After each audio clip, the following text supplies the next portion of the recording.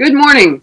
I'd like to call to order the Infrastructure Services Committee meeting of September 17th, 2020, and acknowledge that the Sunshine Coast Regional District is within the traditional territories of the Seashell and Squamish First Nations. Good morning, everybody. We have an agenda in front of us. Do we have a motion to Jim Rosenboom? Yes, I would like to suggest to include point 6A, which is a verbal update on the food waste curbside collection program implementation. 6A, okay.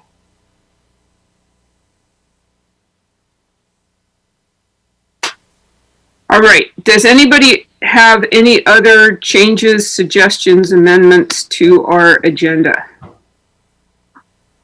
Do I see a motion to adopt an amended agenda? I see it moved and seconded. All in favor? Anyone opposed? No. Great. Good start. All right.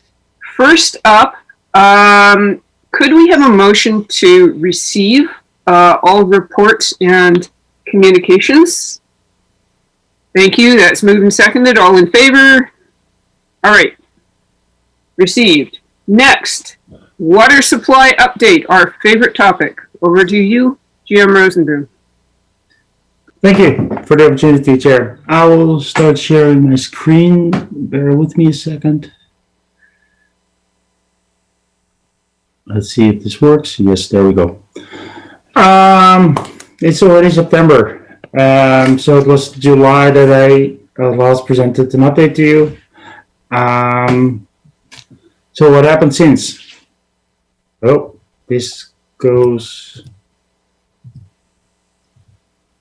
The slides are a little bit off, but I will do it anyway. Okay, this presentation was supposed to start with the weather, and the weather currently and the last several weeks has been warmer and significantly drier than usual at this time of the year. The upcoming weeks is expected to continue to have similar pattern, warmer and drier than usual. And for the winter month, there is now informally a La Nina declared, which means that there's a high risk that the winter will be cooler. And usually in our region, for our recharge, for our watershed, it could also mean that it will be a drier winter. But that has to be seen, and of course that's all relevant for the water supply for next year. But at least most likely it will be cooler. So this is the water consumption chart you've seen before with the temperature in orangey and the actually daily water consumption on the Chapman System in blue. And the highlighted bars are the changes in stage throughout the stage. So you can really see that since in July, water consumption was the highest, and since it dropped. And part of the drop has to do with this one, which is, of course, the town of Gibsons providing water to their own Zone 3. And it happened at so what you can see here is the light blues are where we were providing water to the town, and dark blues are the bars where the town was providing water to Zone 3. And there's between a 6 and 7% drop just in that week. And we only were able to compare the 5 days before and 5 days after, because after that weekend we went to stage 3. So it's not comparable anymore with the Zone 3 restrictions were not comparable with the Chapman system. And the 6 to 7% decrease in total consumption on the Chapman system is as we expected it to be. So it's good that we see that actually showing up. What about the residential water demand? So this is based on the meters we have in place in the electoral areas, and I think it's interesting to see the spike in Pender They were in February one of the lower users, one of the area with the lowest uses, far below 400 liters a second, and is back to over 1100 in July. And we think that is the secondary houses and the tourists has a lot to do with that spike. And Edmund Earls Cove, it's interesting how they continue to be on the lower users. Water conservation stages since the rain events of August 20 and 21, where we received over 120 milliliters of water, millimeters of water at the lakes. We are in stage 1. If we wouldn't have those two big rain events on those 2 days, we would have been in stage 4 at the moment, given the consumption we had since. So we're drawing down the lakes at Chapman Lake at the moment. We're almost at the same level as we were around the 20th of August. But despite that, there is that the trend is going to be that it's warmer and drier than normal. We think that we can, the rains would not, fall rains would start anytime in the upcoming month, and that would be sufficient for us to continue to stay in stage 1 and not having to go back to other stages. Eastbourne is a different system. Eastbourne is still in stage 4. The water levels have not really recharged their use has gone down a little bit, but it's not such that we can go back to a lower stage there yet. In terms of engagement, there's really some slides missing here. Pardon. So in terms of engagement, we still have our monthly use update program available. And what I wanted to show you was the amount of warnings and fines we issued. We haven't issued any fines this year. We've issued warnings, but it's a normal amount compared to other years. What I want to otherwise say in terms of engagement, we supported the consultant that was hired by the district of Sept to do water conservation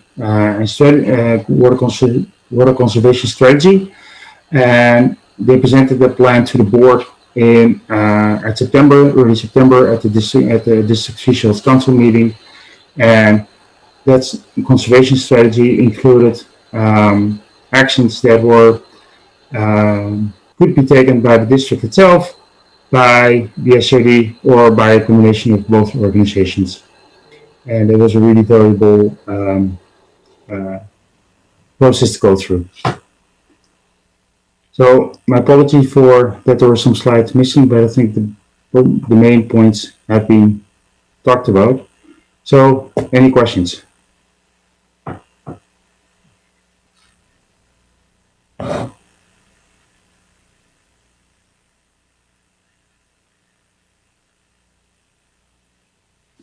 Okay, I see Director Kroll's handed up.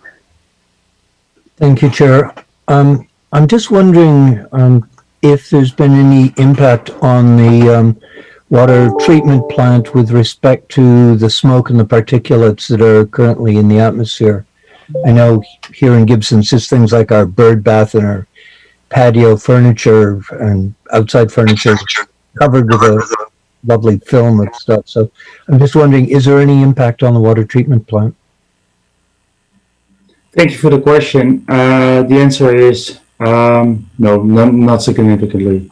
Any particles will be taken out by the process we have in place, and because we're taking water from Chapman Creek, it's flowing water, so it will be different in terms of concentration of particles because it's coming high up from the mountains. But no, it's business as usual. Thank you. Thank you. Director Hiltz. Thank you, Chair. So is the water going over the dam right now, or is the water not going over the dam? we're currently about 1 meter 20 below the dam. So we're drawing the lake down. But given that we are at the end of the drought season, we didn't feel that it was necessary to go to stage 2 at this point in time. So we're waiting for a refill. Director Ties? Thank you, Chair. My question is that since Gibsons is now out, will there be a rate adjustment for the rest of the SCRD Chapman water users? Because 6% drop in water also means a 6% drop in people paying for water. Thank you for the question. That was part of the report that was discussed in July, and then the board approved the financial plan amendment, at least for the revenue we would not receive for the rest of this year, and we will have to include it in our rate determination proposals for 2021. Thank you. Good, thank you. And I have a request. I'd love to see the report that you presented to the District of Seashell. So perhaps we could send that to the directors and also to WASAC. That report was commissioned by the District of Seashell, and they had a consultant present it, and we were just there to answer questions. So I was not the author or in any way responsible for the content of the report, so it would be really a question that would need to be asked to the District of Seashell.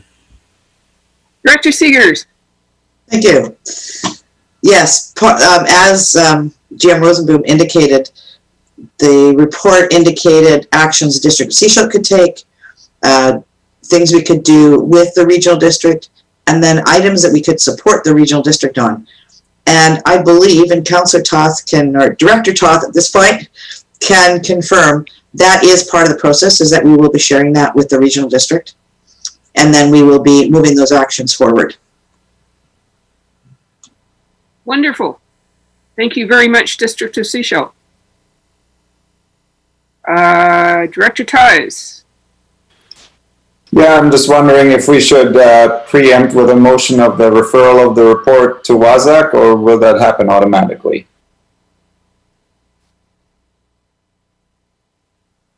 Would you like that to come from us? We can manage that. No, GM Rosenboom, go ahead.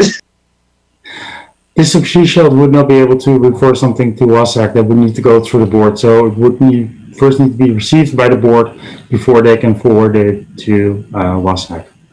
So my recommendation in terms of process is that District of Seashell would present it or send it to the board, and then they can present it to WASAC, and then we can, as staff, also respond to it. Good, thank you for straightening out our process. Director Toth. For sure. Thank you, Chair. I just had one quick question, and it's actually following up on that report that we have at the District of Seashell. There was one section in there that talked about the acoustical technology that the SCRD uses and the correlators that are being demonstrated or proposed. I was just wondering if there was any sort of an update on that. The only thing I've heard about these things was that one paragraph in the bottom of the one page of our report, so at Seashell. So I'm just wondering if you had any information to share with us about that technology. Thank you for the question. Yes, I can provide an update. We did a test. We did several tests with the company earlier this year, primarily pre-COVID,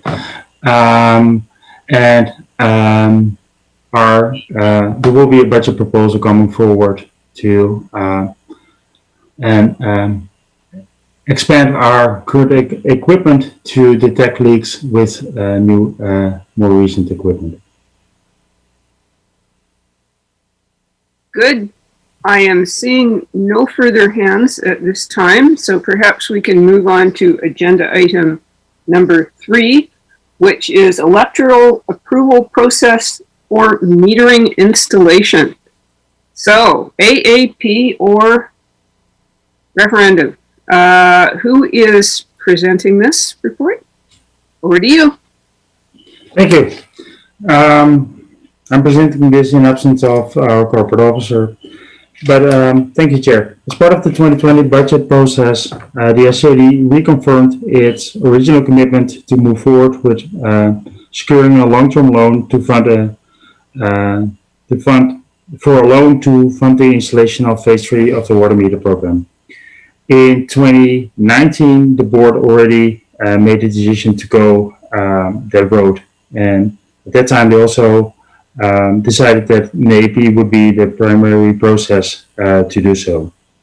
So the plans to proceed with the AAP were put on hold mid-March due to the uncertainty around the implications of the COVID pandemic and subsequent declaration of the provincial state of emergency. The province recommended that the local governments pass electoral approval processes to consider where projects were necessary in the short term and how they would be reviewed by the public. So and the province also indicated that referenda would not be approved as well at that phase of the pandemic. So the purpose of this report is really to confirm the board's directive that it would like to move forward with an AAP to seek electoral approval for long-term borrowing to fund phase 3 of the water meter installations, and to bring forward information with respect to the COVID health and safety measures that may impact cost and timeline to conduct electoral approval processes. Thank you, and we're here to take any questions you might have.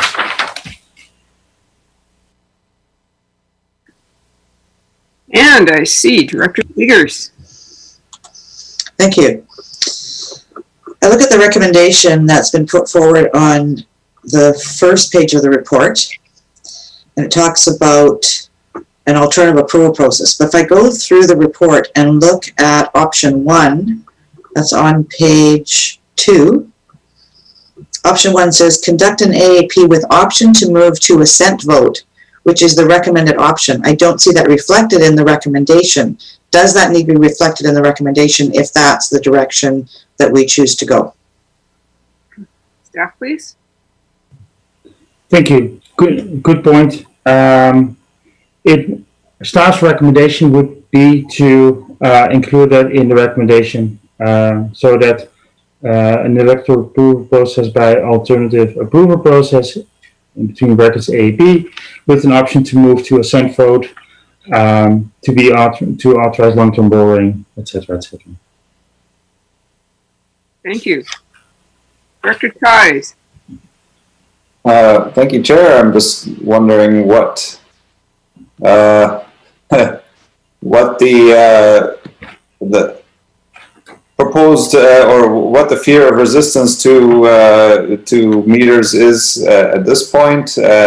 Whether anybody's had a conversation with the previous proponents of not going ahead with water meters, and whether we should nip it in the bud and go for a referendum. Director Seegers.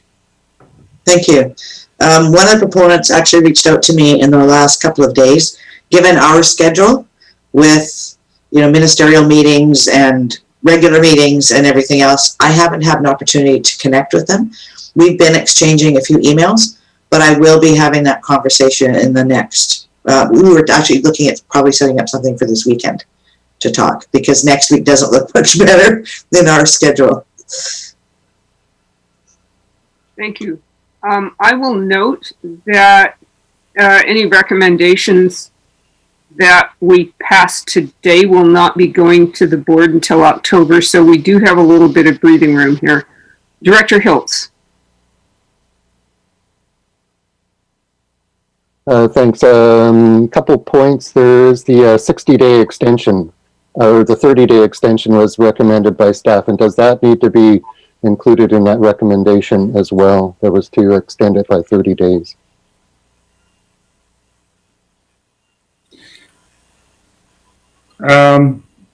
We could do that, but that would be confirmed as part of the when we bring forward the bylaw, etc., etc. At that time, those details can be confirmed. But we included it here as we felt that it was an important thing to note, given that it's directly related to COVID.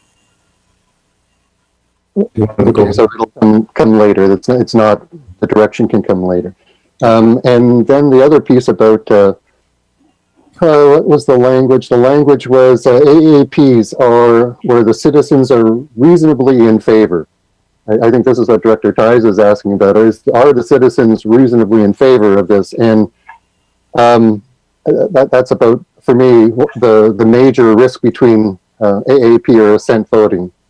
And one of the ways I would think is to refer to WASCA as a place to ask them if they're representing citizens in some way, so whether they're reasonably in favor. So that's sort of what I'm seeing is you go for the AAP, you continue to gather more information because most of the same work is going to happen in AAP or assent voting. It's the same work until the end, more or less.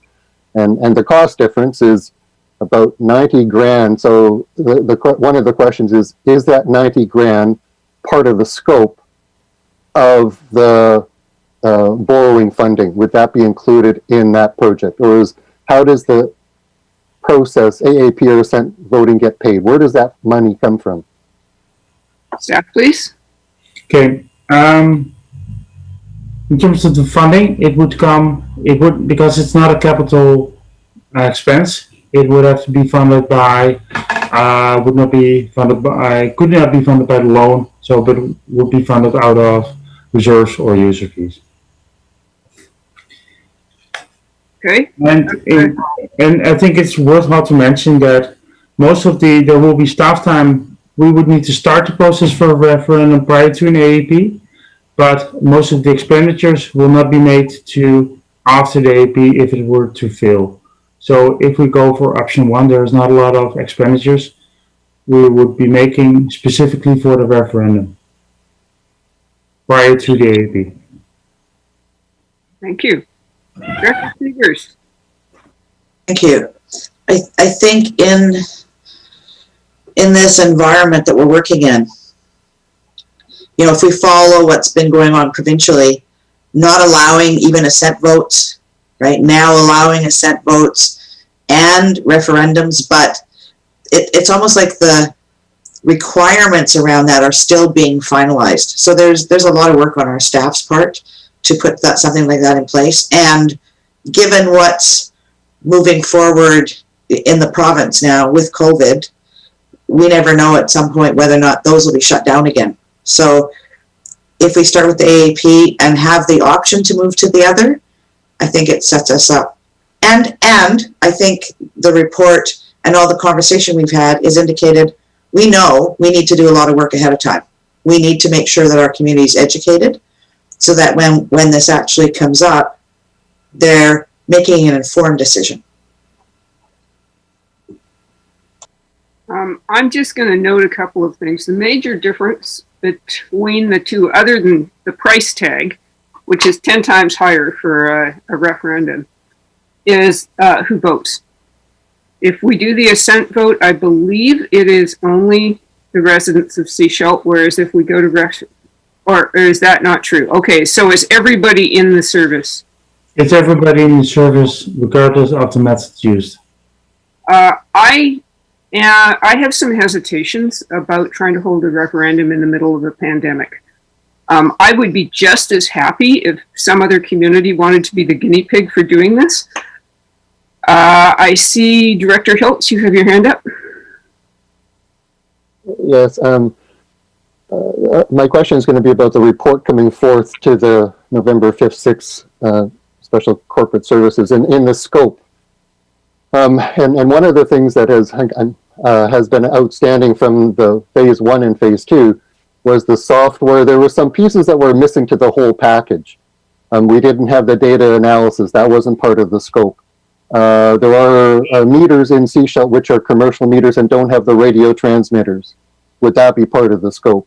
So this is kind of what I'm trying to understand is make sure that if we're going to borrow money that there's most of the stuff that we want is in that scope. Because I still don't know where we are with the data analysis tools that we need in order to do all the volumetric pricing and so on and so on. So hoping that phase 3 is enough to do everything.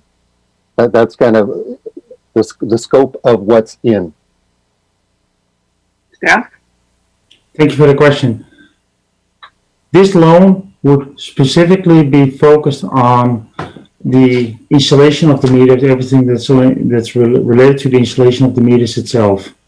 So that would include swapping meters that are currently not allowing for radio transmission, swapping some old meters in the area, etc., etc.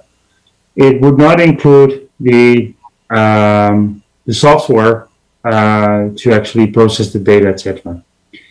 Last year, as part of the 2020 budget, the board approved funding specifically for that, and staff have been securing some of those contracts in the last several weeks. And later this year, we're also planning to hire the water data technician that was approved to actually move forward with the data analysis piece itself. So we're moving forward with the tool development and the resources associated with that.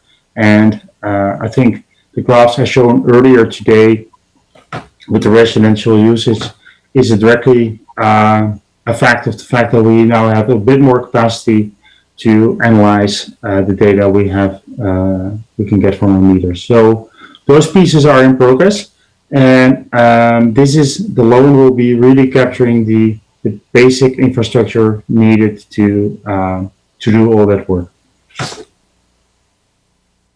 Thank you. I see Director Seegers. Thank you. This is a follow-up to Director Hiltz's question. I see where he's going with this. I mean, if we're going ahead and putting water meters in Seashell, if we get approval to do that, we want to ensure that when that's done, we have all the other pieces in place. So the software, yes, you've addressed that. Are there other pieces that haven't been purchased, have not been budgeted for, that we're going to need to see budget proposals coming forward at this next budget cycle to ensure we're ready to move forward should this all move ahead?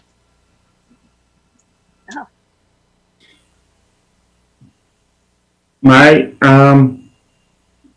are assessing that at the moment, and any expenditures that are capital in nature and we could borrow money for, we'll see if we can include them in the scope and of the report being brought forward pre-budget, and otherwise they will be part of the budget process because they are not considered to be capital expenditure that is eligible for a long-term loan. But my understanding, what you're asking is, can we make sure that all the pieces you need, and if there's any funding needs, that they are addressed at this budget cycle or as part of this loan? That will happen. Thank you. Good. We will have our ducks in a row. Over to Director Toth. Thank you, Chair. If this were February or March, I'd be very much opposed to the idea of doing an AAP at all. But these are hardly usual times, and I think we have to make do with what we're able to do and the tools we've been given. And so on that note, I'd like to move the recommendations with the addition of adding on to recommendation 2 the option of going to assent voting if necessary. And I see a seconder. Do we have any further discussion on the motion that's on the floor? Seeing none. All in favor of the motion? Any opposed? Nobody is opposed. That passes. Thank you very much. Good. Director Hiltz. I would like to ask the committee if they're interested in referring this to WASCA to get. For me, it's that are the citizens reasonably in favor? As a way to kind of test the waters, to poll, and this group seems to be set up to do that. It's an engaged group. I think they were part of the last AAP. Some of them were tapped into that, so that would be a recommendation to refer to WASCA for comments, but particularly are the citizens reasonably in favor? So let them have free reign to comment, but I really want to drill them into this concept of thinking about where the citizens are in this process. So that's why I'm is this within the scope of the committee? And so that's a motion coming if we're in that direction. Jim? This falls within the scope of the WASAC because it's water supply and conservation and public participation. And I think specifically a question that refers to WASAC could be around what would it take in terms of the public participation process and any recommendations around that. Thank you. That's a very nice framing. When is the next WASAC meeting? The next WASAC meeting is early October. So if this would be referred right now, that meeting would actually take place prior to the next board meeting. Good, because we'd like to get feedback before voting on it at the board. I see Director Kroll. Thank you, Chair. I'm going to assume that GM Rosenblum has taken into consideration, like, what we discovered in Gibsons is when we went on to water metering and people suddenly were using less water, we had to make some rather significant adjustments in our sewage treatment plant because we didn't have the flows to make the system function efficiently. So I'm just, have you taken the potential for reduced flows in the sewage treatment services and how they could have budget implications? Lovely question. Thank you for the question. The installation of meters itself would not result in the decrease in flows. It will be really all that's around it. The fact that we can share those data with those residents that might result in it.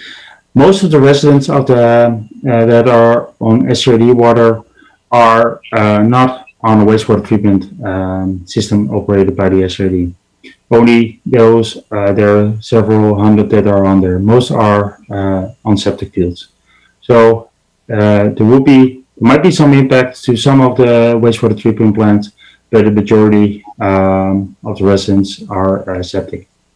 Or this might be a question for, this might be a question for the Water Resource Center, this Sept to consider, because they might be impacted.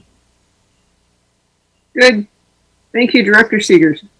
Thank you. That I would suggest that be a conversation that is directed to our Water Resource Center. As GM Rosenblum indicated, even in Sept, we have a good portion of our population that are still on septic as well. We have added sewer in a lot of the areas, but we still have a lot on septic. So they would be able to better determine the impact if actions of the residents change. Thank you. Director Hilks, do you have a motion out there hovering? I do have a motion out there hovering that part of the motion, in order to go from this committee to board to WASAC, wouldn't happen until October. So staff can, on their own, refer things to WASAC through their own process, I believe. It doesn't actually have to come through committee. So Okay. Would that expedite it?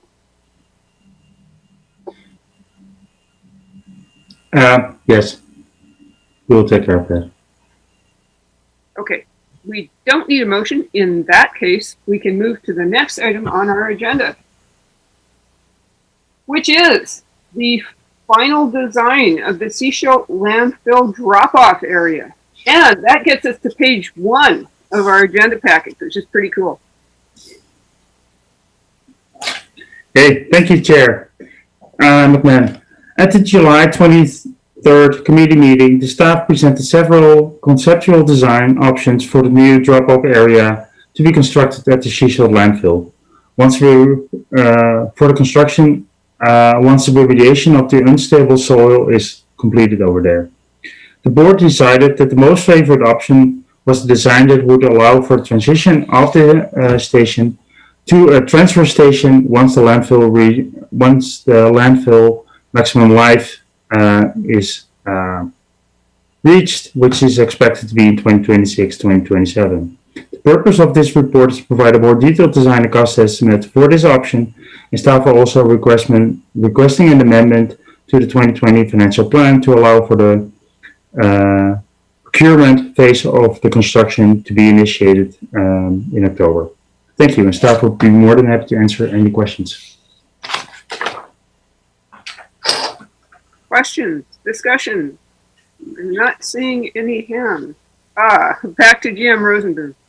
I have an addition to the recommendation as presented on page 1, which is that second one, and that the Seashell landfill drop-off remediation budget be increased by 940,110 to 1.377714.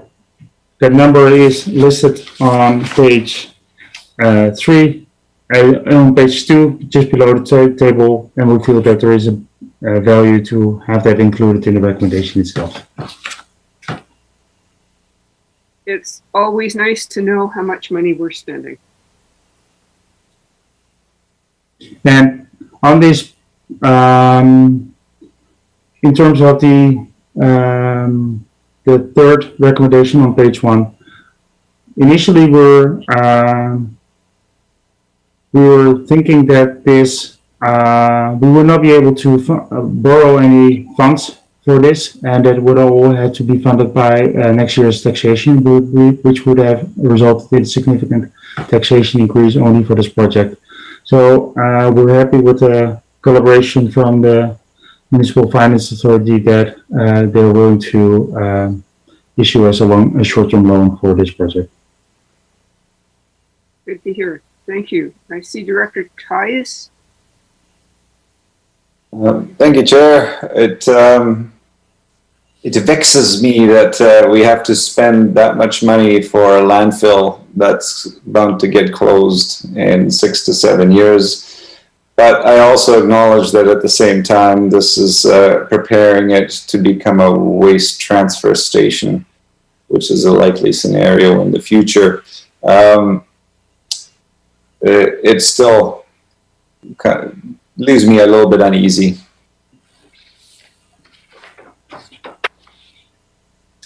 Director Hiltz. Yeah, I'm just looking at page 2 in the contingency of the 20%.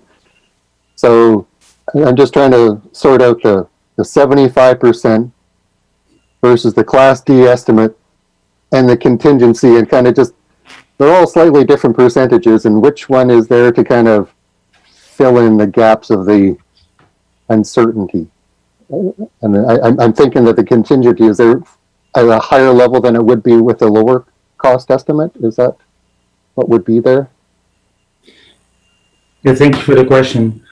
If the design would be even more detailed than it currently is, and we're working towards that, it would allow for more narrow contingency. However, given the uncertainty in the amount of voids that we actually encounter when we start remediating the area, I'm still would recommend a decent contingency to be included. And as indicated in the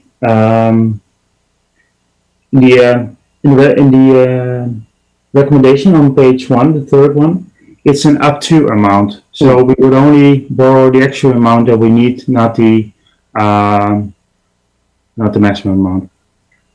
Thank you. And just a comment on Director Ties's, my understanding is once it's closed, and for the next 100 years, we're going to be monitoring voids in this landfill. We're going to have to make sure that this thing doesn't fall down the hill, I guess, is part of that 100-year closure liability. So as expensive as it is, it's probably work that would have had to be done in the future. I don't think you could leave a unstable landfill in 10 years, even when it's closed. We're gonna have to still fix this thing. That's my understanding of that ongoing closure. So I don't think it's a sunk cost, I guess is what I'm seeing. It's an operating cost for the landfill. Thank you. I see Director Seegers. I'm willing to move the recommendations with the amendment as GM Rosenboom indicated. I believe that's in the third one where the 940,110 is changed to 1,377,714. Otherwise, as presented. Do I see a I see a seconder. Thank you. I'm just checking to the amount. All right. Is that correct, Jim Rosenblum, that we are borrowing 1.3 million? No, we're not borrowing. We're borrowing. The other funds have been, as indicated on page 2, above the table. That's where the funding sources, the additional funding sources are listed. So it's really the construction phase, the remediation and actual construction phase that we can borrow. And only those costs will be considered a capital expenditure, and the rest is considered an operational expenditure. Okay, so where in the recommendations as presented on this page did we want to change that number that you referred to? The second recommendation. Second one. Budget be increased by Perfect. 2. So we're increasing the budget, but we're leaving the amount that we borrow at the same. Okay. Okay, so reverse that. Tracy will have that. Tracy will have that, and we will re-second that, will we? Yes, we have re-seconded it. I see Director Lee. Yes, I just have one question, and that is, would the proposal be different if a new landfill was the favored option? Great question. Great question. And the answer is, I don't think so. I think there's no opportunity it's highly unlikely there will be an opportunity for a landfill in close proximity to the district sea shield. So most likely there will be transfer needed of waste from a location close for the residents of Sea Shield to go to in close proximity of Sea Shield, and then from that being transferred to a transfer station. Let's say if the transfer station is on the southern side of the Surgeon Coast, it would prevent a lot of traffic going all over the highway only to get to the landfill. Good. Thank you very much. Thank you. I am not seeing any further hands, so I'm going to call the question. All in favor of the motion? Anyone opposed? Seeing none opposed, that passes unanimously. Thank you very much. We have now reached item, is item 6A coming before item 6 or after? 6 is first and then 6A. Thank you. All right, so we're going to talk about cardboard now.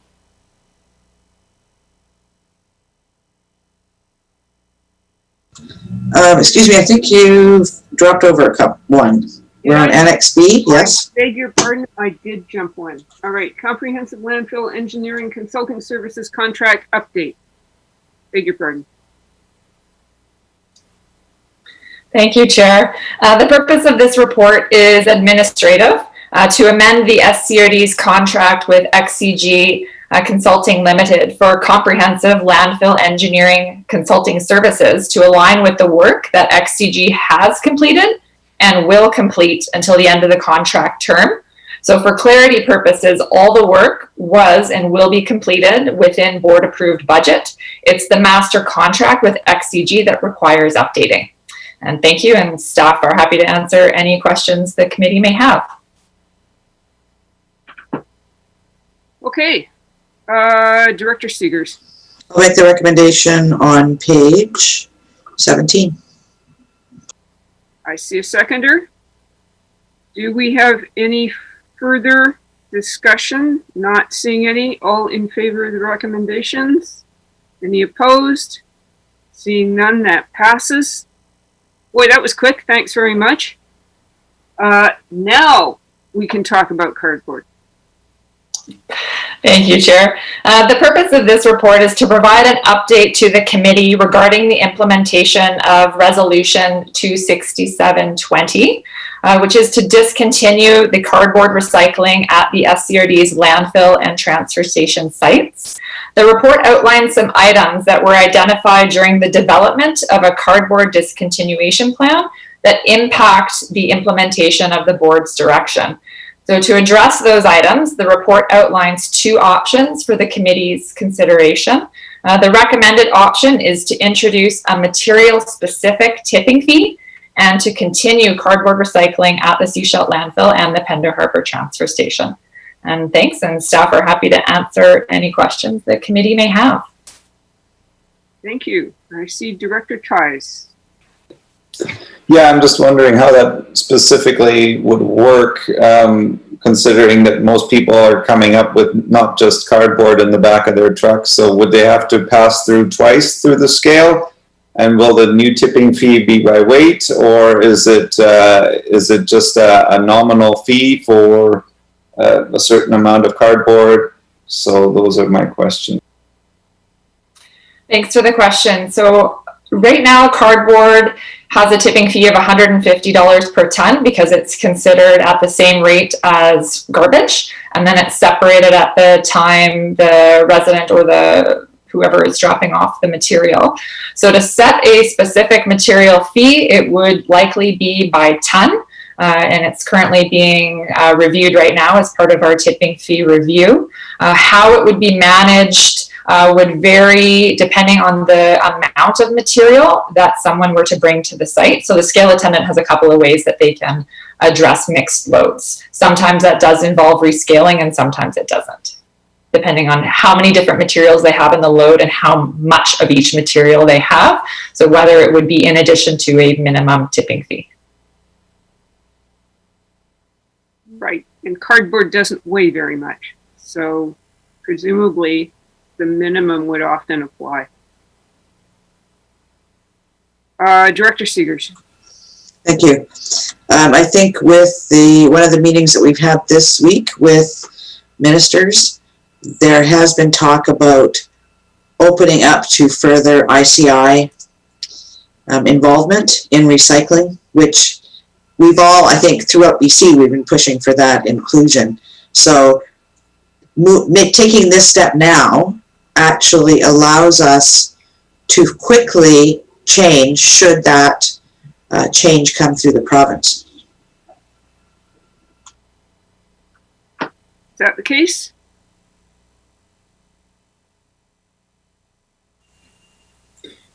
Thank you, Director, for the question. Yes, option one would allow for that, because if that's the case, then we can, we have still a program ongoing and we can just amend our operations. And discontinuation would not allow for that. Great. It would totally also depend on how that program will be rolled out. Will that ICA go to depots, or will it be connected to depots? So all kind of questions that would need to be answered. But us continuing to accept cardboard allows us to at least switch over to something else instead of that we have to reinitiate the program. Thank you. And if I remember correctly, ICI stands for Institutional, Commercial, and Industrial. Is that? Yay, I'm learning things. Director Lee.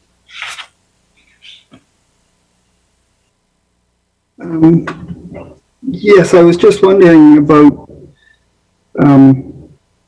the fact that in Pender, it seems like most people now are taking their cardboard to grips.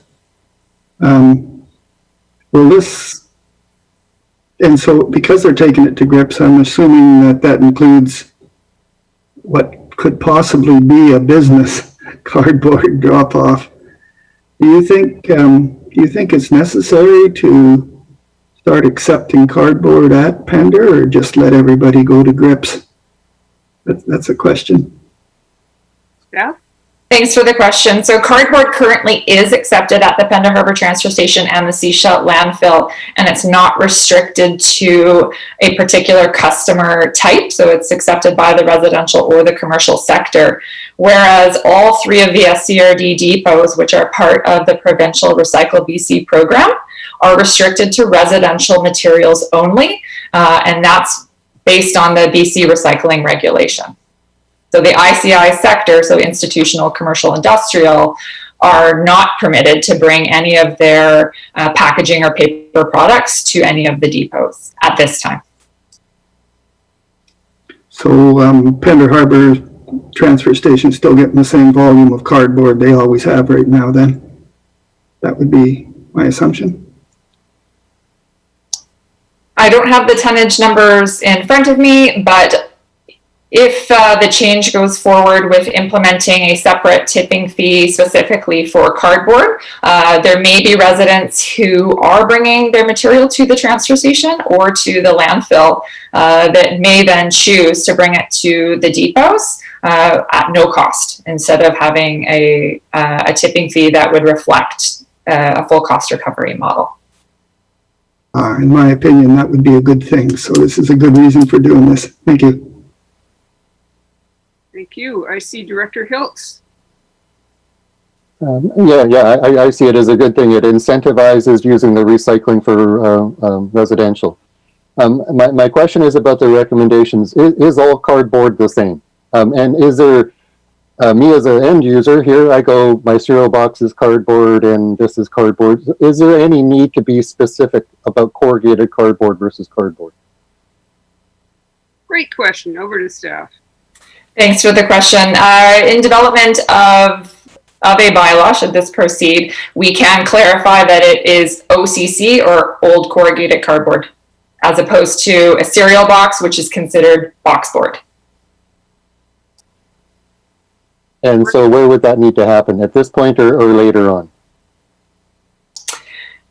Thanks for the question. It would be under development of the bylaw in our definitions section of the bylaw.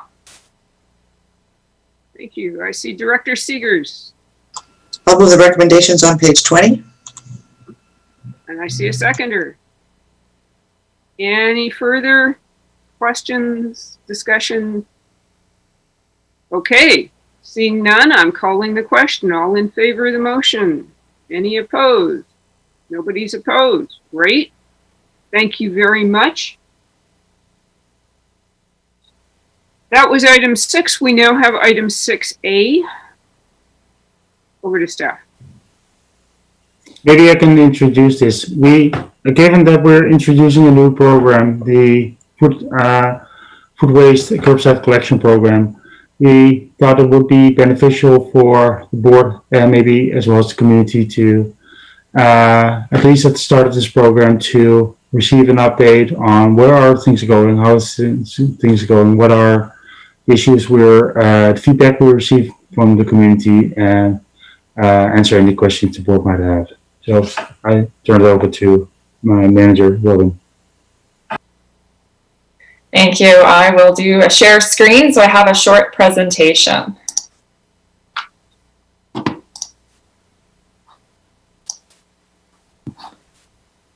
Can everyone see that? Thank you. So our green bin program is what we've named our curbside collection of food waste program. The first week of collection will be the week of October 6th. So with collection days on the 6th, 7th, and 8th. So it's a Tuesday, Wednesday, and Thursday. Coinciding with the launch of the green bin is garbage being collected every other week. So the first week of collection for the green bin, residents will also place out their garbage can. And then they will not the second week, and then the third week, so October 20th, 21st, and 22nd, the garbage cans will get placed out again. The residents will be receiving green bins, and inside those green bins will be a brand new curbside collection guide, a package of 10 sample paper bags that can be placed directly into the green bin, as well as a what's in sticker. And the sticker is intended to be used either indoors in a collection bin. It is weather resistant, so it could be placed on the green bin, or if residents want to put it onto their fridge. And all of those will be delivered by the end of September. For outreach and engagement, we developed what we're calling an introductory brochure. There's a picture of it on the left. That was mailed out by bulk mail to all the SCRD residences in early mid-August. We have it available for downloading online, as well as hard copies available for pickup at Field Road. as well as if a resident were to contact the SCRD and they didn't receive it in the mail, we could also send it out in the mail. And then I've included the link at the bottom of where all the information can be found about the Green Bin program. As well, there's a dedicated web page on the SCRD's website. We had a half-page advertisement in the Coast Reporter, as well as a full page in the local weekly at the beginning of September. Also utilizing social media to spread the messages about the upcoming program. And then we have 2 areas in the SCRD that are or will be serviced utilizing a common bin, so not curbside, and that's Roberts Creek Co-Housing and the Secret Cove Townhome. So we're in direct communication with both of those areas to make sure that they receive their materials, they know when their bin's coming, how to use it, etc. And then SCRD staff as well as waste management staff are available to provide any assistance for both of those groups should they need any help with their launch. So it's a little bit different than at curbside. And we also developed a separate collection guide just for those 2 sets of residents. As well, we are working towards launching the SCRD Collects app. So that will allow residents to have a personalized collection calendar. It's available both on the web or a mobile phone. You can set up service reminders and notifications. There will also be a what goes where function, as well as there's a neighborhood or a communities feature that's going to be enabled across all 3 local governments. And what that will allow is, for example, an Elphinstone resident has a town of Gibsons address. So should an Elphinstone resident open up the app for the town of Gibsons, currently when they type in their address, it would state that it doesn't exist. So once the SCRD has their app launched, all 3 local governments will be enabled. So then that resident then would be redirected to the SCRD app. And that will happen across all 3 local government apps should a resident open up an app where they don't live. As well as we will be launching some Green Bin What's in video series to help residents on specific topics. So for example, one of them will be about tea bags, how to decide whether a tea bag would be in or out in the green bin. And lastly, some feedback that we've received to date by phone or by email. We've received some great feedback about the introductory brochure. We've had questions about, well, what's in the green bin? What can or can't I place? We have had some opt-out requests. We have had some questions about what do I do if I have extra garbage? Or what types of bags can I use to put my food in? Or can I line the green bin?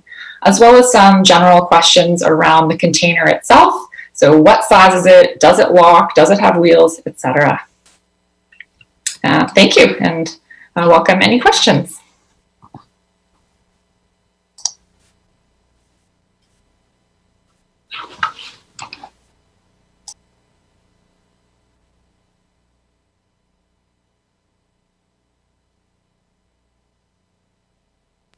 You're muted, Donna. Sorry, I thought I had unmuted. I see Director Pratt has her hand up. Thank you, Chair McMahon. Thank you, Robin, for the presentation. And I would like to reiterate the positive feedback on the flyer. That's one of the very first things I heard from one of my residents was how much it explained everything and how happy she was to see that because she was really quite anxious about the program, and receiving the flyer and that information really helped. I'd also like to say I'm glad to hear about the app and how it's going to redirect with and integrate with the other governments on the coast. I think that's fantastic. It's a great way to collaborate Team Sunshine Coast. The other question, the main question I have, you'd said the Secret Cove townhomes.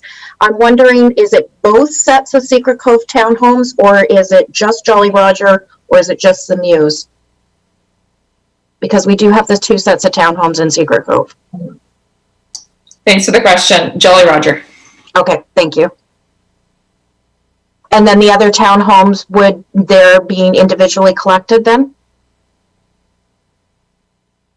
I would have to look into the other townhomes. It has to do with the ability to collect curbside.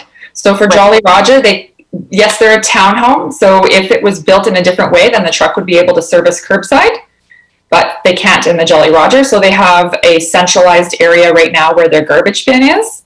So they're in the process of basically building an enclosure to then put their bin beside it. So they'll have one common bin for all of the 30 or 31 households to utilize. Okay, if we could connect back later on both of those properties and just how it's going to get done, because it's just the large number of residents, and I know I'm going to get asked about that. I would appreciate it. Thank you. Okay, I see Director Ties. Thank you, Chair, and thank you, staff, for first of all the work that you've been doing, and then the flexibility around co-housing and accommodating them. My question is now that we have an app, is there any future plans to expand that with the services that my SCRD has and all those kind of future expansions that are planned, or whether that would need a separate app?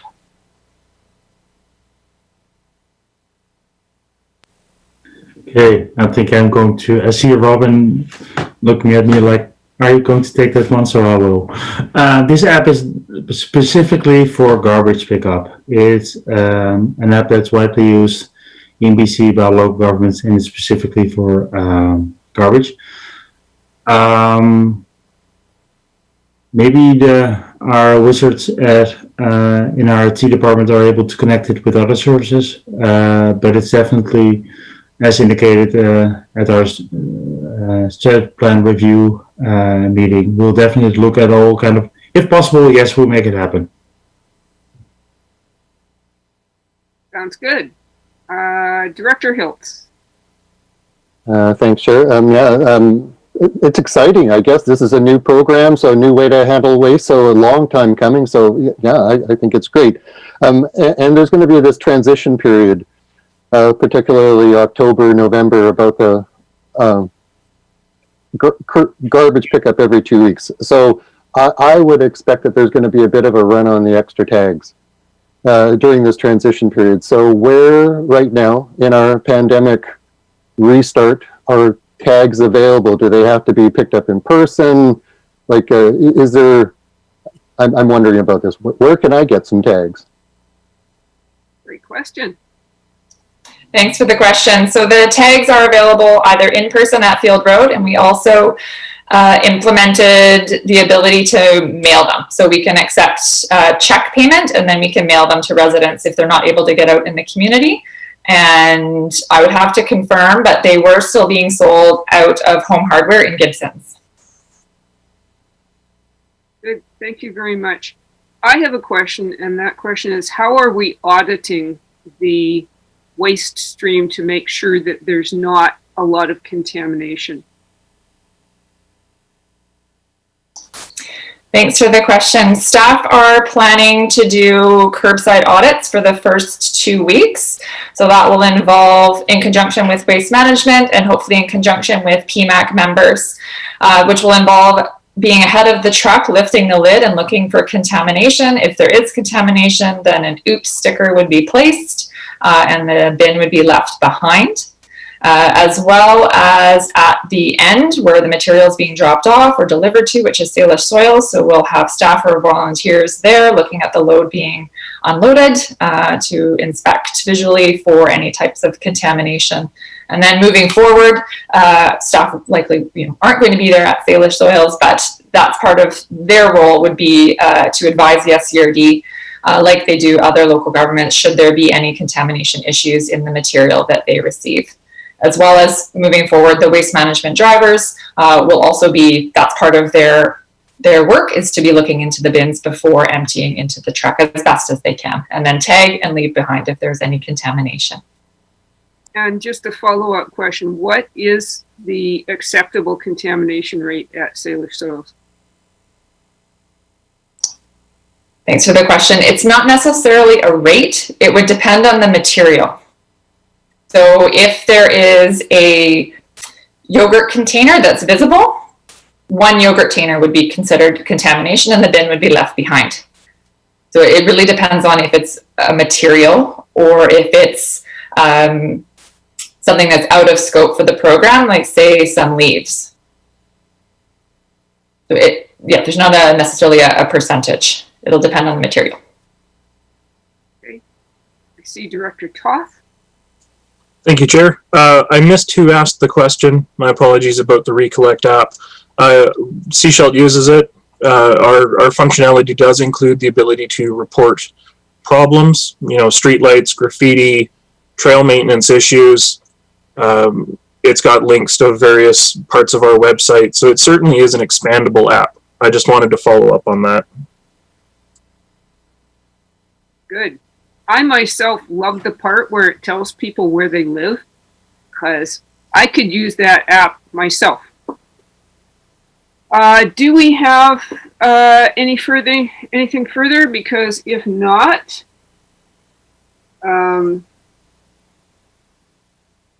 we have a whack of minutes, and there are some motions or recommendations in the WASAC minutes that I think need our attention. Page 41.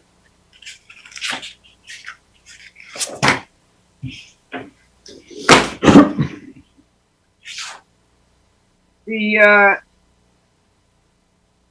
WASAC has made a recommendation on the raw water reservoir, and I'm going to suggest that we refer that recommendation to a future meeting when we get back the report on the raw water reservoir. I see Director Tithe. I think that sounds like a great idea. Ultimately, just to rehash the conversation that was had, WASAC was saying that, before we spend $53 million on a reservoir, it may be incumbent on us to actually at least have a look at all other options that could be executed with $53 million, because it's a lot of money. And I think that's a good suggestion, to at least have another cursory glance at, or at least a half thorough glance at some of the other options that could work for $53 million. But I'm happy to second the chair's recommendation on that one.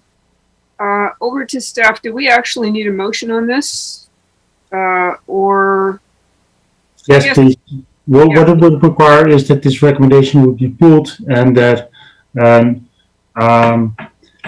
additional line item would be amended by the committee to say that, and further that this recommendation is referred to the committee or there are two options: or you refer to the committee meeting where the raw water reservoir results will be presented, or you refer to staff consider as part of their report on that project.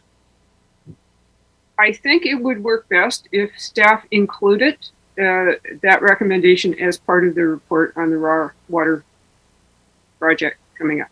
In that case, I suggest a recommendation, and that staff consider this recommendation as part of their report on the result of raw water reservoir phase 3 project. Okay. 3B. What he said, and I see a seconder. Good. Seeing no hands up, all in favor of that motion? Any opposed? Thank you, that passes. The next recommendation, number 2, similarly, I think we should refer that recommendation to when we are receiving the results of the drilling program that's underway right now. I'll bet that GM Rosenboom has some great wordage around this. And that staff considered this recommendation as part of their report on the result of this year's groundwater investigation projects. Perfect. I move that. And I see a seconder. Any discussion? Seeing none, all in favor? Any opposed? None opposed. Good, that moves forward.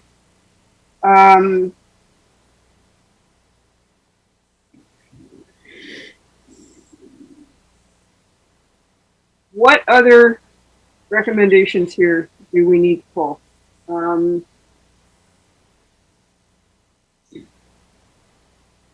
My suggestion would be at least a discussion on items 3, 5, and 6. Okay, long-term water supply. WASAC recommended that we consider initiating a study in 2021 to confirm feasibility of Clahome, Saginaw Lake, and Rainy River as water supply sources. Yes? Okay. And I think the addition to what the committee was considering, the directors that attended the meeting can, of course, assist me with this one, is that the thinking was before to really assess the necessity of, for example, a raw water reservoir. It should be compared with other more major significant investments like the ones listed. The ones listed were assessed as part of the Comprehensive Regional Water Plan 2013. Staff feel that if this could be one of the building blocks for an update to the Comprehensive Regional Water Plan, and was considering itself to bring forward a budget proposal around such study anyway. Our recommendation would be to maybe not limit it to the sources, potential sources listed here, but broaden it, but that will be part of the budget proposal that will bring forward. Thank you. Thank you. I see Director Ties.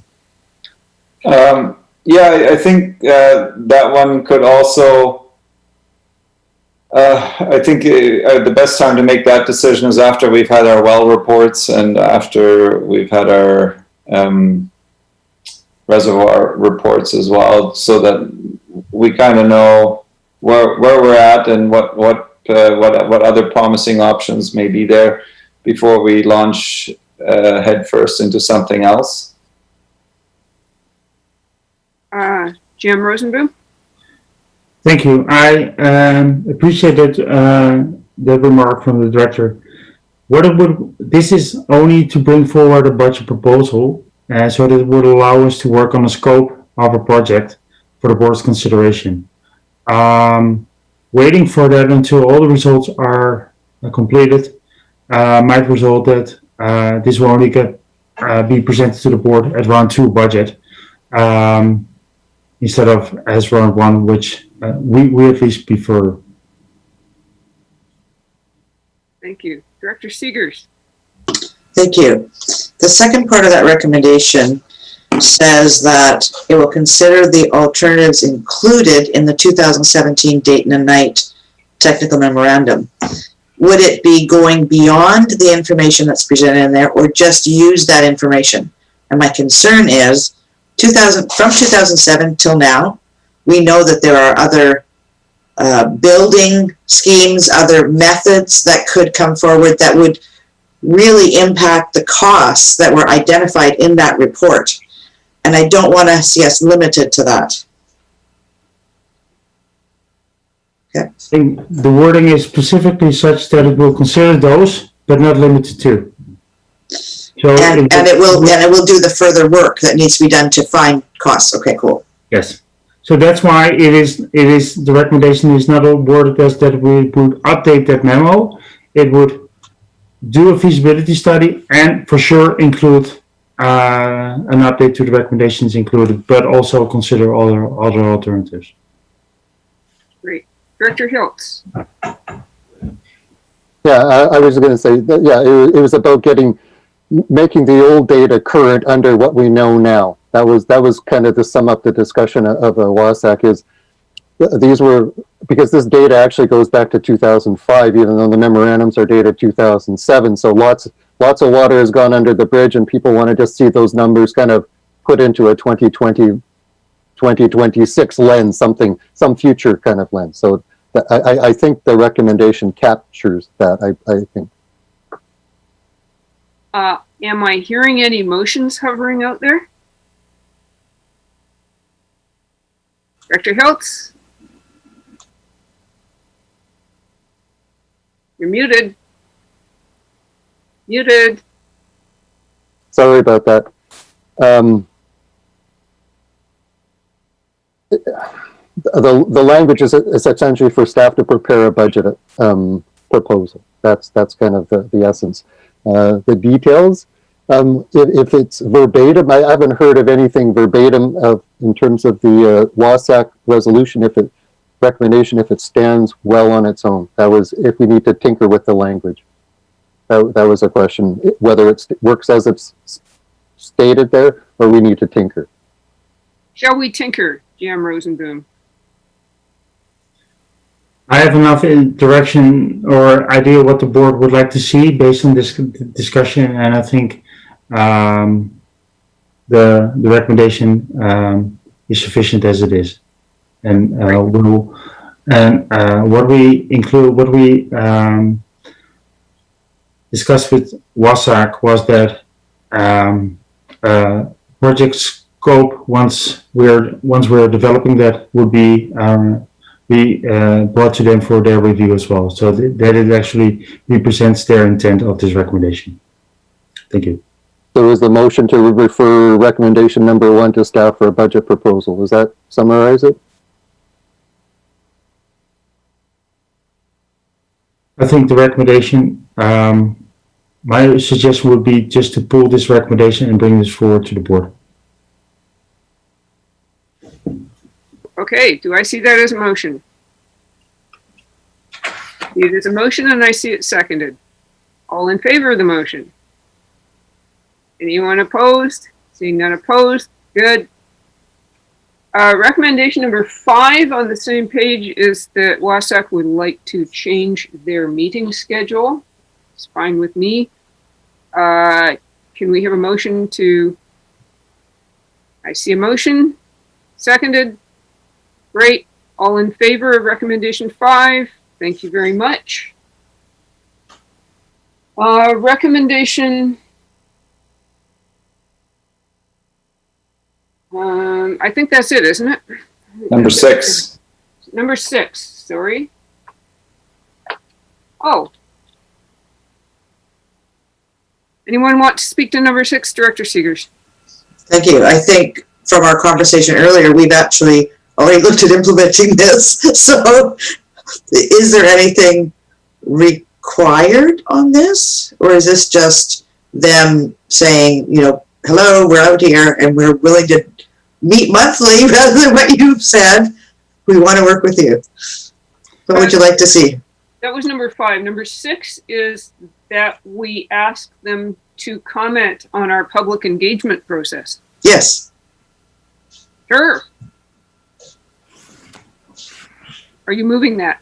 Yeah, sure. Whatever. What I like it. Okay. That goes. All in favor? Any opposed? Seeing none opposed. All right. Are there any other items that anyone would like to pull from any of the WASAC minutes, PMAC minutes, or TAC minutes? Director Seegers. Sorry. Okay, Director Hill.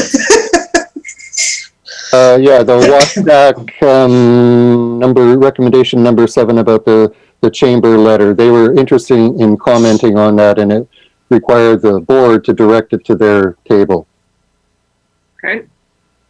Are you moving that? Yes, please. Okay, second. I see a second. All in favor? Anyone opposed? Okay, that is referred. Do we have any other follow-ups from meeting minutes? I'm not seeing any, so we can go to our lengthy list of communications.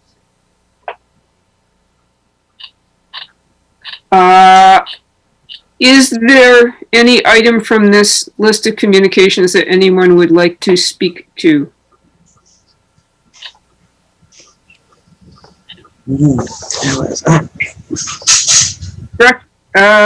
Director Ties.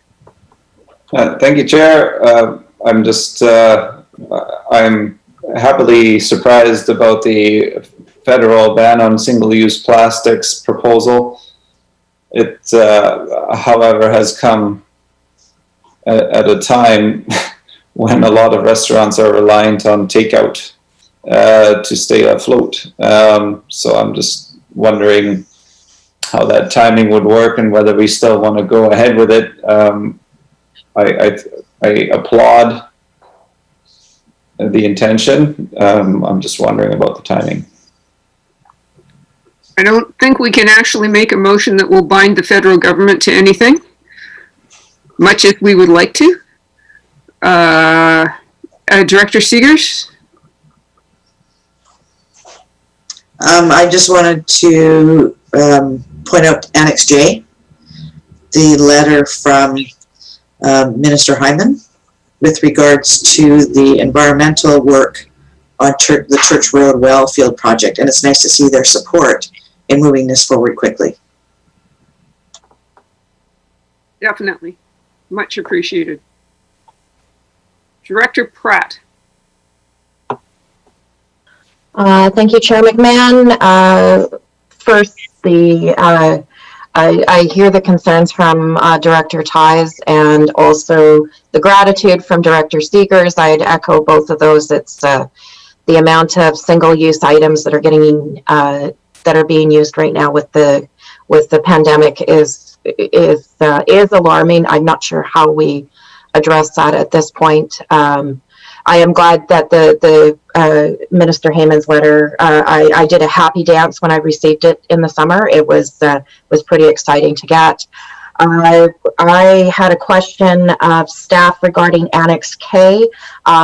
We haven't, because the letter arrived in August, outside of our meeting schedule, it has not been replied to yet by the board, and I understand that from the presentation that was done at the District of Seashell that we have some additional information that we can provide to the Chamber in a response. So I would like to ask that we do respond to the Chamber with the additional information about leak detection and the challenges with the leak detection software has been, or that progress there.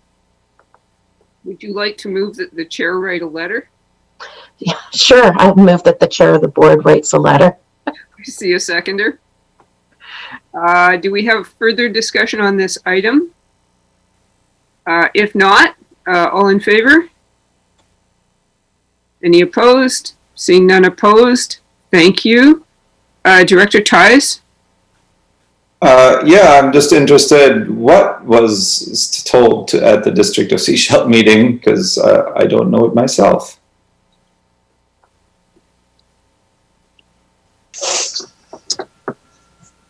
Looks like Director Pratt is frozen. No? Okay. This was at our last night meeting. Is that the one you're referring to? Well, there was the, and GM Rosenboom would be able to maybe explain this a little bit more. Some of the challenges, as I understand, with the leak detection software is because it essentially uses an echolocation type type technology. Is that correct? And because so much of our pipeline is along the highway, it makes it difficult to find where the leak detection is. And I know our GM is far more technical than how I can explain it, but I know there's some definite challenges. And I understand that the first time that the software came up, or that there was a product demonstration, it did not work. So Remco, maybe take it over. Thank you. I think you're doing a really great job in explaining this. And as given that my background is also in engineering, I'm trying to add something to it. No, it was. It is confirmed that the method can work in specific circumstances, and what we'll do is we'll outline that in a report in a letter to them, and also in a board report, in our budget proposal to the board. So yes, first instance in February this year didn't work. Also to the surprise of the company that was promoting the material. Second time it did work. So we're confident that if we were to purchase any material next year, it would always be a competitive bid. So we'll have to see what we get. But there is definitely material out there that could, in specific circumstances, assist us more than our current equipment can do. Yeah. And then also, I would, in the chamber letter, I will make sure that we have just a notation about our budgeting process at the regional district and how specific service-related our budget is, and our budget timelines. And it's not just easy to turn on a dime sometimes with these items. Good. Thank you. Director Seegers. Thank you. With regards to Annex N and the letter from BC Ferries, I just want to inform you that this year Seashelt actually responded with a recommendation to BC Ferries, a letter will be going to them, to request that as part of this group that they're putting together, they actually include an elected official from the Sunshine Coast.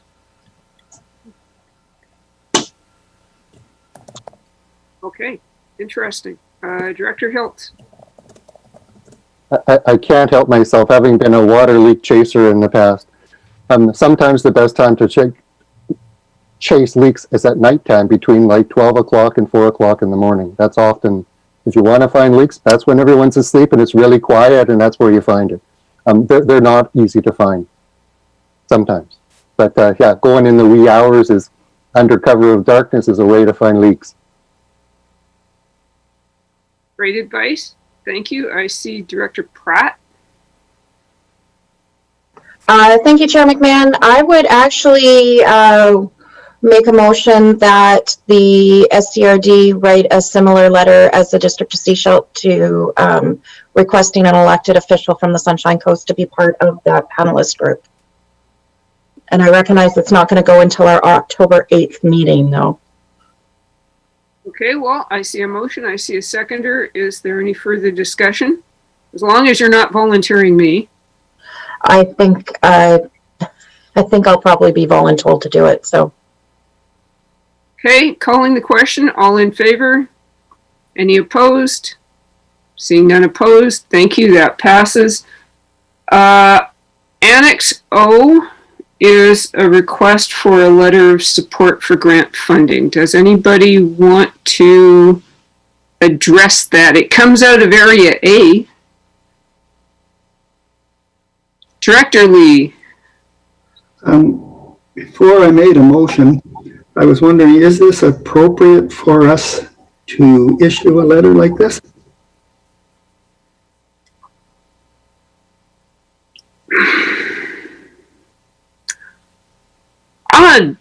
Does Director Pratt want to tackle that one? I will tackle away, Chair McMahon. We have certainly written letters like this in the past as a letter of support. One of the questions that we did have at agenda review was whether or not this project actually did fit in with the ICIP eligibility, and according to Michael Jackson, they have been in contact and in consultation with both the provincial and federal representatives who oversee this grant, and they have confirmed their eligibility. So they feel confident that they're eligible for the ICIP. They certainly would be eligible for the ICE-T. And and as I said, historically, we've written letters like this all the time, or occasionally, however many times, I don't know. The only thing is this wouldn't go, it would have to be posthumously submitted, which we've done as well before. After the grant application is due, it gets added in after, because our board meeting isn't until October the 8th to be official. So does that answer your question, Director Lee? Okay. I see Director Hiltz. Are you on this topic? I am totally on topic. Yeah, in terms of the letters of support, looking at these grant applications, they often look for the local government. And I think it's a good idea to say the support, but I also say it's a good idea to say we're not putting any money into the pot. That's the piece that supportive of the project, but we're not contributing, we're not having staff time, we have no resources to put into this. But supportive of the application, yeah, I'm supportive of local nonprofits getting government money to do work, sure. But we have no money from the SCRD. Yeah, we should actually check to make sure that such a letter of support is not committing us to financial support. I agree with you. Director Seegers. I wanted to address the timeline. And I know we don't have our corporate officer here, so I don't know if this is something that staff can address.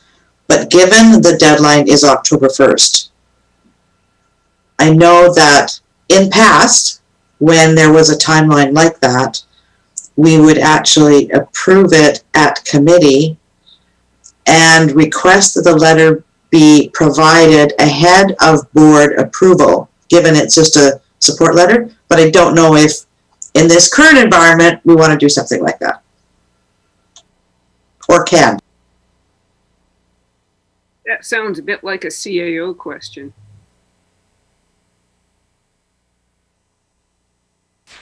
Sorry, could you ask the question again, please?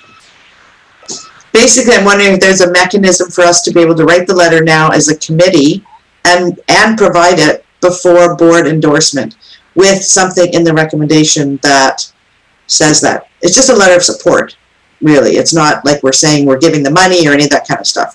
But it's fairly commonplace. I think as long as you couch that in the language, that's probably fine. From a funder's perspective, a lot of times they'll accept those as a holding letter until the official letter comes, and oftentimes, especially on time-sensitive ones, they'll look at those favorably.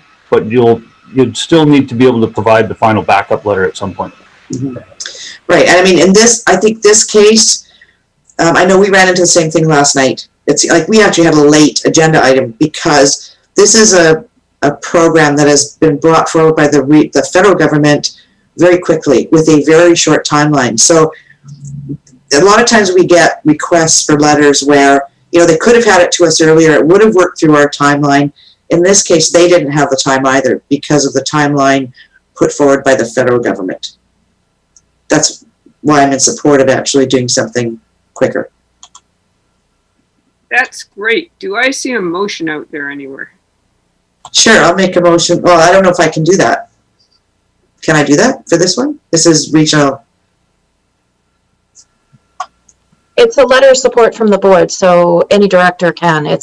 We're not committing any kind of money or financial. It's a letter of support from the board. So perfect. So I would suggest that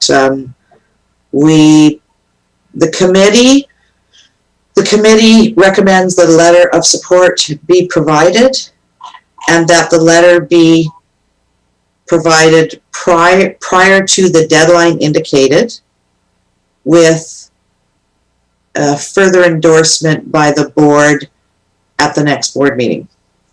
Does that cover off what we need? Something like that? Or you can wordsmith what I put forward? You're looking for confirmation from the board at a future date. Perfect. Thank you. Do I see a seconder? Awesome. Is there any further discussion on this motion? Seeing none, I'm calling the question. All in favor? Any opposed? None opposed. Great. That motion passes. Question. The final director ties. Oh, wait. Jim Rosenboom. Just a point of clarification, was the previous motion to which grant was that related to? Both grants? That's item O, request for support from the Loon Foundation. But was it for Yes. ICIP as well as? Do both letters. Okay, thank you. Thank Then you. then we'll include something around that in the recommendation. Yes. Thanks for clarification. Thank you very much. Director Ties. Thank you, Chair. I just want to speak to item P, letter from TELUS regarding rural connectivity, and I don't feel like I have sufficient knowledge or expertise in this area, and I'm hesitant to put in any kind of requests on behalf of one of the big three without more knowledge and more expertise in this area. Yes, this question did arise at agenda review. While we are all in favor of rural connectivity, the question was, should we be writing a letter of support to a private company that's an internet provider? I see Director Hiltz. I was thinking about this one, and I think that we could maybe scale back the recommendation and to prioritize the rural connectivity. I think that's within our strategic plan, and to encourage connectivity, all the stuff about the spectrum options. And I'm not an expert on 3,800 megahertz spectrum, but I understand it has to do with the 5G networks. This is where this is going, and competition between the various big providers, Bell and Rogers and TELUS, and access to these things. So I'm with Director Ty. I don't know that part, but in order to prioritize the connectivity, I'd be supportive of a letter stating something simpler without a lot of the background, just to support the rural connectivity. If there's value in that. Director Seegers. Thank you. So if we look at the letter, to Director Hiltz's point, first paragraph, second paragraph work. When it comes to the third part with the various particulars in there, we don't have the expertise to be able to support that, or don't know whether or not that would be directed to one company or another. So if we remove all of that, go to the next page, we could include the last part of that, because that's, again, very generic about rural connectivity, which is important. So you're basically saying first two paragraphs, last two paragraphs? Yeah. Okay. And I'll make that recommendation. Do I see a seconder? I see a seconder. Director Lee. I like everything proposed except for that last paragraph. I'd like to take out the part about wireless connectivity, because I actually would like to see something that forces them to light up all of those fibers they've put in all the communities right now as well. And so I wouldn't like to see us limited just to wireless. So we can no longer afford delays. We hope you will include. So just keep half of that first line. Okay, although I will point out that the very last sentence says reliable wireless service and high-speed internet. That's the very last sentence in the last paragraph of the letter. Oh, okay. Okay, you're okay with it. Director Hiltz. I'm looking to Director Lee's expert. What does light up fiber mean? What does that mean? Right now they've got the fiber run, but they don't have anything on the end to make it work. So it's called dark fiber until you start flashing the light down it. So is this the last mile thing? Is that last? Is that? Yes. Okay. They're not terminating the end of it and breaking it out into individual drops so they can get the last mile.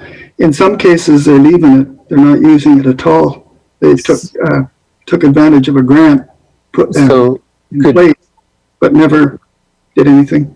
is there worthwhile adding a line in there about the, please light up the fiber that's in the ground? I think as Donna pointed out, the high-speed internet is automatically considered fiber, so I think that should do it. Okay, Director Seegers? Thank you. So, I mean, given your expertise, would you want to have some input into what is actually, like, wordsmith this a little bit to make sure it reflects our area? It doesn't have to be exactly like what they're giving. I mean, we all know we don't necessarily have to have a form letter. We see lots of them come through. I am going to point out that the throne speech is on September 23rd. So once again, we're working on an awkward deadline here. And my personal feeling is that we should go with the boilerplate and get her done. Any other comments on that? Director Hiltz. It does raise the question about this is from the board, so it's got to go to board before it can be sent, and a lot of process. So to get something out from committee by the 23rd, this is going to happen after the throne speech. But nevertheless, send her. But it's got to go to board. Eh? Yeah, well, we're expressing our opinion. Seeing no more discussion, all in favor of the motion on the floor? Any opposed? Seeing none opposed, that passes. We need to go in camera. And shoot, I don't have my in-camera motion in front of me. 1 minute. In the meantime, do we have any questions from the public?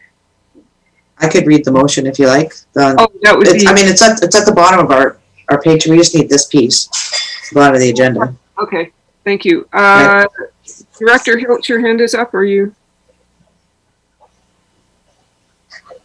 No, okay. Okay. So the motion that the public be excluded from attendance at the meeting in accordance with section 91A of the community charter, personal information about an identifiable individual who holds or is being considered for a position as an officer, employee, or agent of the municipality, or another position appointed by the municipality. We have a seconder. I see a seconder. All in favor of the motion? Thank you. Are there any questions from the gallery? IT, just a minute. We need to message IT because there's loud noise happening in the boardroom right now. I can hear you right now if you want to go in camera. I can hear you right now if you do want to go in camera. No questions?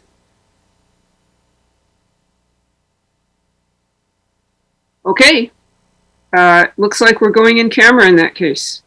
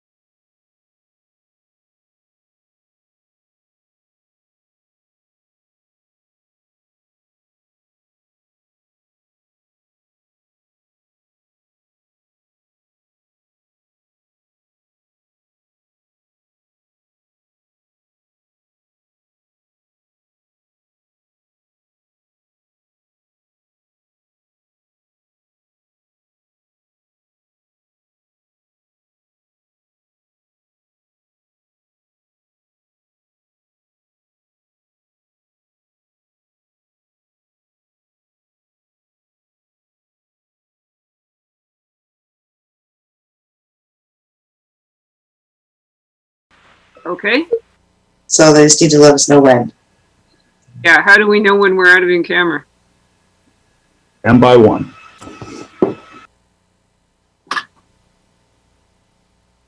Okay, we are So- now, Okay. So I'd like to make a motion that we, hang on, we are resuming our regular yes, Services Committee meeting of September 17th. And I see a motion on the floor. yes.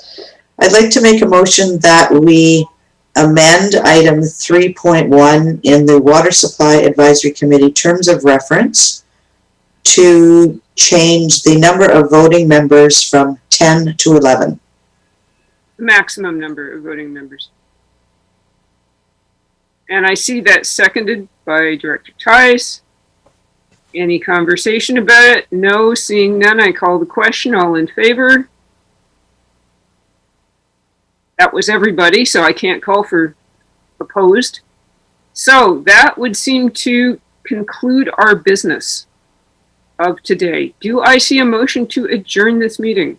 I see a motion, a seconder, all in favor? Yay! Thank you, everybody. Another Hey. great day. Before we go, Alton, you attended the childcare thing. How'd that go? Fine. Good. I will share it with everybody as I have the others. Perfect. Okay. All right. Thank you very much, and thank you, Tracy, for putting up with us. Thank you. Bye-bye.